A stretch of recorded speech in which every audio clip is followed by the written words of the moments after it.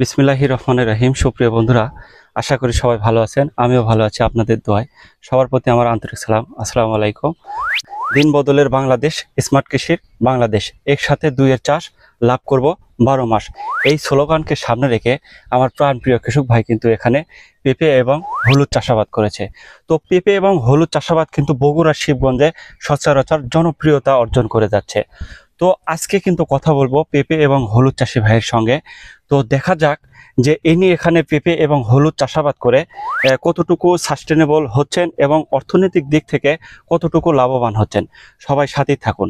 তো বন্ধুরা, আমরা যদি স্মার্ট কৃষি বাস্তবায়ন করতে চাই, আমরা যদি দেশকে কিছু দিতে চাই, যদি দেশের প্রতি কৃষির বড় একটা ভূমিকা রাখি, কৃষি তো বাংলাদেশের মেইন অবদান, সেই অবদানকে যদি আমরা টিকিয়ে রাখতে চাই তাহলে কিন্তু স্মার্ট কৃষির কোনো বিকল্প নাই। আসুন সবাই আমরা একসাথে দুইয়ের চাষাবাদ করি, একসাথে দুইটা ফসল চাষাবাদ করি, চাষাবাদ করে দেশকে পুষ্টি সমৃদ্ধ খাবার, সবজি, ফল এবং মশলা জাতীয় সব কিছু আমরা উপহার দেই এবং দেশকে খাদ্য দিয়ে ভরপুর করে দেই। চলুন আমরা চলে যাই আমার প্রাণপ্রিয় কৃষক ভাইয়ের কাছে। আসসালামু আলাইকুম। ওয়ালাইকুম আসসালাম। কেমন আছেন? আলহামদুলিল্লাহ। এখানে আপনি কতদিন আগে পেঁপে চাষাবাদ করেছেন? এটা তো ফাল্গুন মাসের দিকে, ফাল্গুন মাসের 15 দিকে আমি পেঁপে আবাদ চাষ করছি আর কি। আপনার পূর্বের কোনো অভিজ্ঞতা আছে কিনা এখানে পেঁপে চাষাবাদ করার? হ্যাঁ আছে। আমি প্রত্যেক বছরে আমি পেঁপে আবাদ করি, তাতে আমি খুব লাভজনক।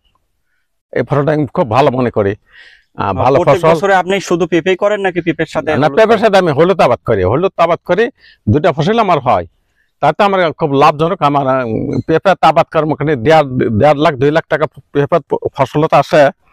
গতবার আমি পেঁপের সাথে হলুদ আবাদ করছিলাম, কিন্তু তাতে আমি খুব লাভজনক ফসল করছি, লাভ করছি, তাতে অনেক উন্নত মান হচ্ছে। এবারে আমি পেঁপে লাগাচ্ছি, তার মধ্যে হলুদ লাগাচ্ছি। এবারে হলুদ মোটামুটি খ্যাত উঠছে আল্লাহ দয়। এবারে মনে করেন ভালো ফলন আসবে আর কি, এটা আমার মনের আশা। ফসল খুব লাভজনক, কিন্তু বেলায় কম, কিন্তু হালকা পাতলা ওষুধ দিলে পারি ভালো হয়। একটু পচারের ওষুধ আর একটু অল্প অল্প পোকার ওষুধ দিলে পারি হলুদ আবাদ হয়ে যায়। বেশি ওষুধ লাগে না, অল্প ওষুধে আবাদ হয়ে যায়। আর একটু দানা দেওয়া লাগে। দানা ওষুধ মাটির দিয়ে ব্যবহার করলে মনে করেন ওই জমির যে একটা জীবাণু আছে, জীবাণুটা নষ্ট হয়ে যায়। যে কোনো দানা আপনি মাটির দানা ব্যবহার করলে পরে তাহলে মনে করেন সুবিধা। নোনা কম আসবে, নোনা আসবে না, কিন্তু ওই ছোট ওই চেয়ারা লাগলে একটু ছোট পোকা আছে, পোকা গুলো মরে যায়, তাতে হলুদের ফলন বেড়ে যায়। পেঁপের আবাদ কিন্তু খুব লাভজনক আবাদ, কিন্তু এক ফসল ভালো হয়, ভালো বীজ হলে পারে। পেঁপে মনে করেন 1.5 লাখ 2 লাখ পর্যন্ত বেচা যাবে ভালো ফসল হলে, বুঝছেন। মশলা জাতীয় ফসলের কিন্তু গুরুত্বপূর্ণ অপরিসীম। আমাদের বাংলাদেশে মশলা জাতীয় ফসল ছাড়া কোনো তরকারি বা কোনো কিছু কিন্তু সম্ভব না। তাই এখানে পেঁপে চাষাবাদ করে আমার প্রাণপ্রিয় কৃষক ভাই লাভ করে যাচ্ছে এবং আমার প্রাণপ্রিয় কৃষক ভাই পেঁপে চাষাবাদ করে সবজির চাহিদা মেটাচ্ছে, পাশাপাশি কিন্তু ফলের চাহিদা মেটাচ্ছে।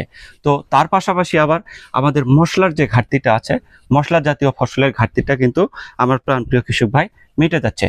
চলুন আমরা প্রাণপ্রিয় কৃষক ভাইয়ের সাথে কথা বলি এবং প্রাণপ্রিয় কৃষক ভাইয়ের একটু মতামত নেই, উনি এখানে পেঁপে এবং হলুদ চাষাবাদ করে কতটুকু স্বাচ্ছন্দ্য বোধ করছেন। আসসালামু আলাইকুম।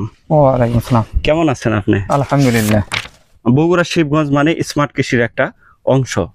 তো আপনি এখানে কি মন্তব্য করে এখানে পেঁপে চাষাবাদ করেছেন একটু বলবেন?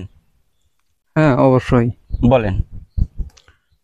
আমি আমি আগে পেঁপে লাগালাম, তা মনে চাপ করছি যে এর ভেতরে একটু যদি হলুদ লাগাই তাহলে পেঁপের গাছও হবি, ধরেন হলুদ চাষ হবি, জি, তাহলে ফলাফলটা ভালো আসবে, ফলাফল ভালো হয়। ভালো আসবে। আপনার পূর্বের কোনো অভিজ্ঞতা আছে কিনা এই জমিতে আপনি পেঁপে অথবা হলুদ পূর্বে চাষাবাদ করেছিলেন কিনা?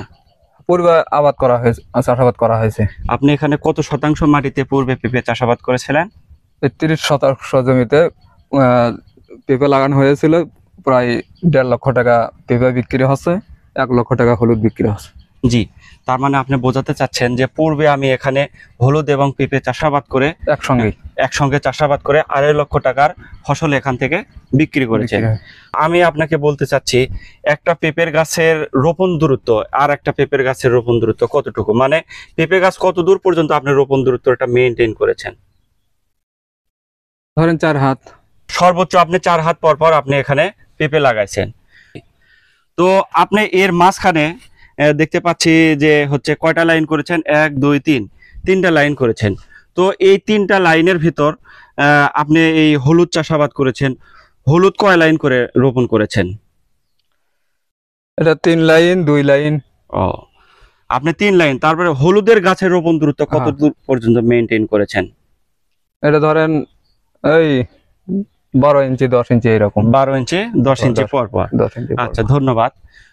যখন পেঁপে রোপণ করেছেন, রোপণ করার কতদিন পর থেকে আপনি এখান থেকে ফল উত্তোলন মানে পেঁপে হারভেস্ট করছেন, বাজারে বিক্রি করছেন? ধরেন 4 মাস। 4 মাস পর। তো 4 মাস পরে আপনি মিনিমাম কতদিন পর পর এখান থেকে পেঁপে উত্তোলন করেন? ওই 1 সপ্তাহ পর। 1 সপ্তাহ পর পর। 1 সপ্তাহ পর পর কত মন করে পেঁপে এখান থেকে উত্তোলন করেন? 10-11 মণ। মিনিমাম আপনি এখান থেকে কত টাকার পেঁপে বিক্রি করেছেন? 50,000। 50,000। ভবিষ্যতে আপনি আরো কত টাকার পেঁপে এখান থেকে বিক্রি করতে পারবেন? 1 লক্ষ টাকা হবে। 1 লক্ষ টাকা। তো এখানে বর্তমানে পেঁপে এক চালান শেষ হয়েছে, আবার কিন্তু পেঁপে চলে আসছে, ফুল চলে আসতেছে। এটা কিন্তু 6 মাস ব্যাপী, আরো কিন্তু 6 মাস ব্যাপী ফল দেবে, তাই না? অবশ্যই। তো তারপরে আপনি যদি এখান থেকে হলুদ যখন উত্তোলন করবেন, হলুদ যখন পাইকারি বাজারে বিক্রি করবেন, কত টাকার হলুদ এখান থেকে বিক্রি করতে পারেন? প্রায় 1.5 লক্ষ টাকা। প্রায় 1.5 লক্ষ টাকা। তো আপনি কি মনে করেন যে একসাথে 2টা ফসল চাষাবাদ করে কি লাভবান হওয়া যাবে? অবশ্যই। ধন্যবাদ। তো বন্ধুরা, দিন বদলের বাংলাদেশ, স্মার্ট কৃষির বাংলাদেশ। তো আমি আপনাকে বলতে চাচ্ছি, আপনাদেরকে বোঝাতে চাচ্ছি যে আমরা যদি এই ভাইয়ের মতো একসাথে যদি 2টা ফসল চাষাবাদ করি, পেঁপের সাথে যদি হলুদের চাষাবাদ করি অথবা পেঁপের সাথে যদি আদার চাষাবাদ করি, অবশ্যই কিন্তু আমরা অর্থনৈতিক দিক থেকে লাভবান হব। আমি তো পেঁপে করবই, পেঁপে করে আমার জমি মাঝখানে ফাঁকা কেন থাকবে? আমার জমিতে যদি আমি আদা চাষাবাদ করি, হলুদ চাষাবাদ করি, সেটা দেশ ও জাতির জন্য কল্যাণ বয়ে আনবে। আমাদের দেশের কৃষি চালিকা শক্তি আরো উন্নত হবে। সেজন্য আমরা পেঁপে চাষাবাদ করব এবং পেঁপে চাষাবাদ করে ফল সবজির চাহিদা মেটাবো এবং পেঁপের পাশাপাশি আদা হলুদ চাষাবাদ করে মশলা জাতীয় ফসলের চাহিদা মেটাবো।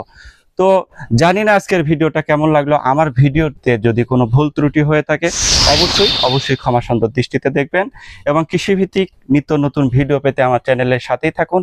সবাইকে ধন্যবাদ জানিয়ে আজকের মতো এখানে শেষ করছি। আসসালামু আলাইকুম।